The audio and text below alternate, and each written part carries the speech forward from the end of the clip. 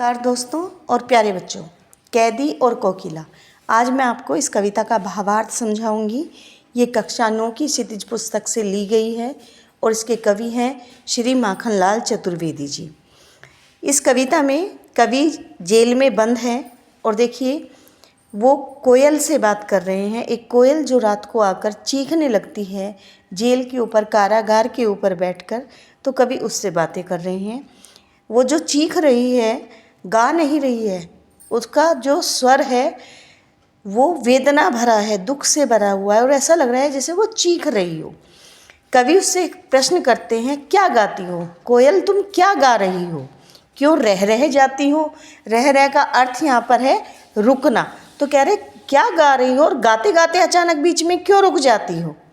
कोकिल बोलो तो, कोयल बताओ तो। कोकिल का अर्थ होता है कोयल। क्या लाती हो संदेशा किसका है, क्या लाती हो, क्या तुम किसी का संदेश लेकर आई हो। कोकिल बोलो तो, जो किसी का संदेश, किसी का मैसेज लेकर आई हो मेरे पास, जो मुझे बताना चाहती हो, हम कैदियों को बताना चाहती हो, तो वो उससे पूछ रहे हैं। आगे कहते हैं, ऊंची काली दीवारों के घेरे में। देखिए किस तरह से अंग्रेजी शासन में कैदियों को यातनाएं दी जाती थी, स्वतंत्रता सेनानियों को यातनाएं दी जाती थी। अब कह रहे हैं उनको बंद किया हुआ है ऊंची काली दीवारों के घेरे में। जो जेल है वहाँ बिल्कुल अंधेरा है, ऊंची दीवारें हैं। और कवि को कहाँ रखा गया है, डाकू, चोरों, बटमारों। बटमारों का अर्थ होता है बट यानी बटवा, मारो यानी मारने वाला, जो पर्स चोरी करते हैं, जिनको पॉकेट मार कहते हैं। तो यहाँ पर लुटेरा इसका अर्थ है। तो डाकू, चोरों और लुटेरों के डेरे में यानी उनके ग्रुप में उनको रखा गया है। जीने को देते नहीं पेट भर खाना, उनको पेट भर खाना तक नहीं दिया जाता। मरने भी नहीं देते और भूखा भी नहीं रखते, मरने भी नहीं देते, तड़प रह जाना, और बेचारे तड़प कर रह जाते हैं। शासन है या तम का प्रभाव गहरा, मैं नहीं समझ पा रहा हूँ। कवि कह रहे हैं कि पता नहीं ये कैसा शासन है। शासन में तो प्रजा का ध्यान रखा जाता है, ये तो मुझे तम का प्रभाव यानी अंधकार का प्रभाव लग रहा है। अंधकार का, तम का प्रभाव इसलिए कहा गया है क्योंकि अंग्रेज जो थे अत्याचार करते थे और प्रजा को सताते थे, स्वतंत्रता सेनानियों को जेल में डाल देते थे, उन पर तरह तरह के अत्याचार करते थे। तो जिसके शासन में इस तरह का अत्याचार होता है, ऐसे शासन को अंधकार का प्रभाव माना जाता है। हिमकर निराश कर चला रात भी काली। हिमकर यहाँ पर अर्थ लिख लीजिएगा अपनी पुस्तक में, चंद्रमा। तो चंद्रमा भी हमें निराश कर रहा है क्योंकि चंद्रमा का जो प्रकाश है वो भी हमारी कालकोठरी में नहीं आ रहा है। रात भी काली, हमारी रात इसलिए काली है। इस समय काली माँ मई, काली माँ मई यहाँ पर कहा गया है कोयल को क्योंकि वो पूरी काली होती है। जगी क्यों आली, आली का अर्थ है सखी। हे सखी कोयल, तुम इतनी रात को फिर भी क्यों जगी हुई हो, क्यों हुक पड़ी, क्यों हुक रही हो, क्यों चीख रही हो, क्यों चिल्ला रही हो। वेदना बोझ वाली सी कोकिल बोलो तो तुम्हारी जो आवाज़ है ना वो मधुर गायन की नहीं है, वो वेदना भरी, दुख से भरी हुई आवाज़ है। कोयल बोलो तो, बताओ तो क्यों चीख रही हो, क्यों बोल रही हो, क्यों गा रही हो, इतना बुरा क्यों गा रही हो, क्यों इस तरह चीख रही हो। क्या लुटा, क्या लुट चुका है मृदुल वैभव की रखवाली सी। मृदुल यानी मीठा, मीठा गाने वाली है ना वो। तो कह रहे क्या तुम्हारे मीठे गीत छिन गए हैं, लुट गए हैं। कोकिल बोलो तो, कोयल बताओ तो, आखिर मुझे बताओ क्यों चीख रही हो। क्या हुई बावली, क्या तुम पागल हो गई हो। अर्धरात्रि को चीखी, जो तुम आधी रात को चीख रही हो। कोयल बोलो तो, किस दवानल, दवानल कहते हैं जंगल की आग, किस दवानल की ज्वालाएं हैं दिखी। क्या तुम्हें जंगल में आग लग गई है। जब जंगल में आग लग जाती है तो पशु पक्षी जो हैं बड़ी चीख चीख के वहाँ से चिल्ला चिल्ला कर भागते हैं। तो क्या तुमने जंगल में लगी हुई ज्वालाएं देख ली हैं, आग देख ली है।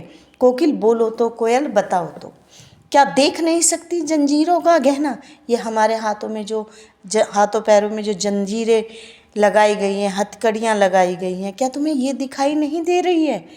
क्या यह ब्रिटिश राज का गहना, और जिनको तुम हथकड़ियाँ समझ रही हो, जंजीरें समझ रही हो, हमारे हिसाब से ये ब्रिटिश राज का गहना है। हमें गर्व महसूस होता है इनको पहनकर कि हमने ये देश के लिए ये जो है सज़ा मंजूर की है, इसलिए हमें ये गहना लगता है। कोलू का चर्रकचू जीवन की तान। अब हमारे जीवन में केवल एक ही तान सुनाई देती है, कोलू की चर्रकचू की आवाज़। हम रात दिन कोलू चलाते हैं। गिट्टी पर अंगुलियों से लिखे गान। गिट्टी यानी पत्थर के टुकड़ों जिनको हम तोड़ते हैं, उन पर हमने आज़ादी के गाने अपनी उंगलियों से लिखे हैं। हूँ मोट खींचता लगा पेट पर जुआ, और पेट पर रस्सी बांधकर मैं मोट खींचता हूँ। यानी जो कुआं जब तेल निकालते हैं तो एक मोट होती है जिसको बैल चलाते थे पहले। अब तो सरसों का तेल है, कैसा भी तेल है, वो मशीनों में निकलता है। पहले बैल घुमाया करते थे, बैलों को वो बांध जाती थी मोट, तब वो तेल निकलता था। तो वो काम किससे कराया जा रहा है? कैदियों से कराया जा रहा है। तो कह रहे पेट पर रस्सी बांधकर मैं तो मोट खींचता हूँ, खाली करता हूँ ब्रिटिश राज की अकड़ का कुआं।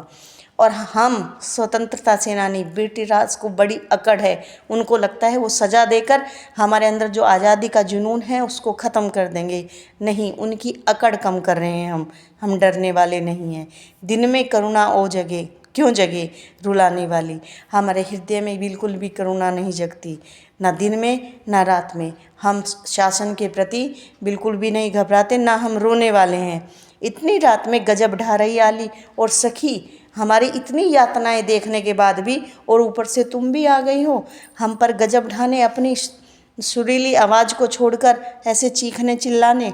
इस शांत समय में अंधकार को बेध रही क्यों हो।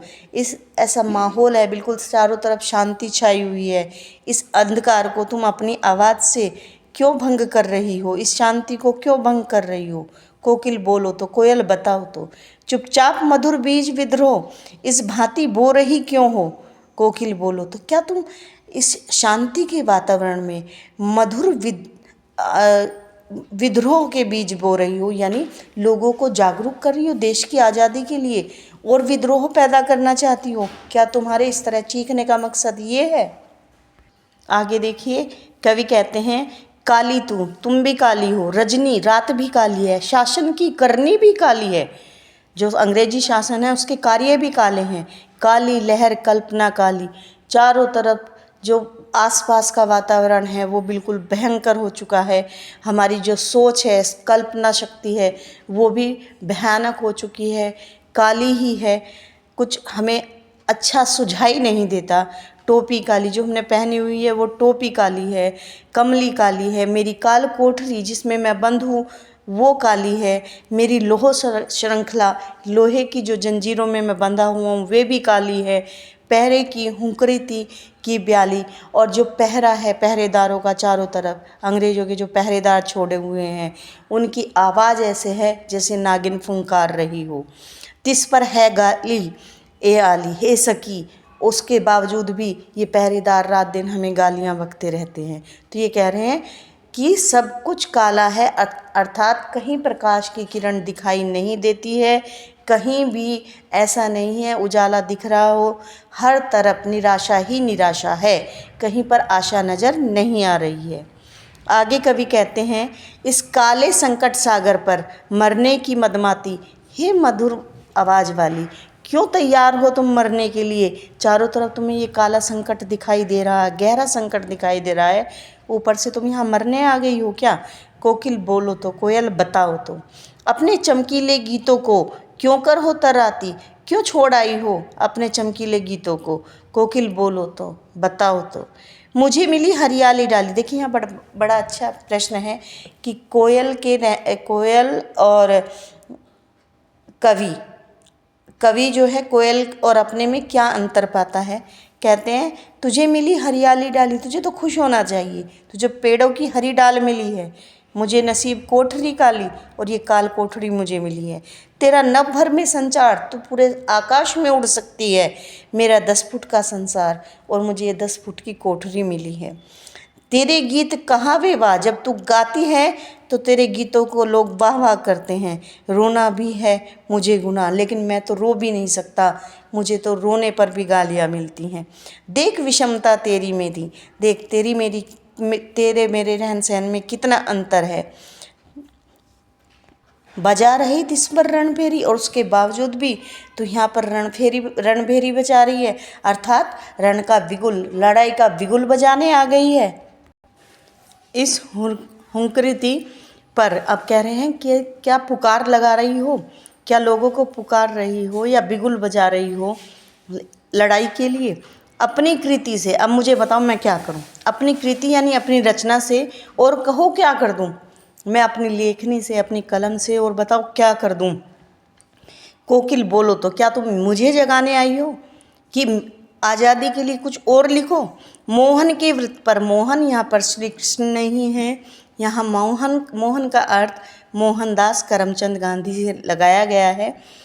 तो जो गांधी जी हैं उन्होंने जो व्रत लिया है, अर्थात जो प्रतिज्ञा की है देश को आज़ाद कराने की, प्राणों का आसव उसमें भर दूँ, क्या मैं अपने प्राणों का अमृत अपनी रचनाओं में भर दूँ।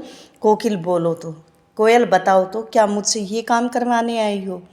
तो बड़ी अच्छी कविता है, मुझे विश्वास है आपको समझ में आई होगी, और आपको अगर समझ में आई है तो प्लीज़ और बच्चों को भी शेयर करिए, और लोगों को भी शेयर करिए, और चैनल को सब्सक्राइब करना ना भूलिए। Thank you.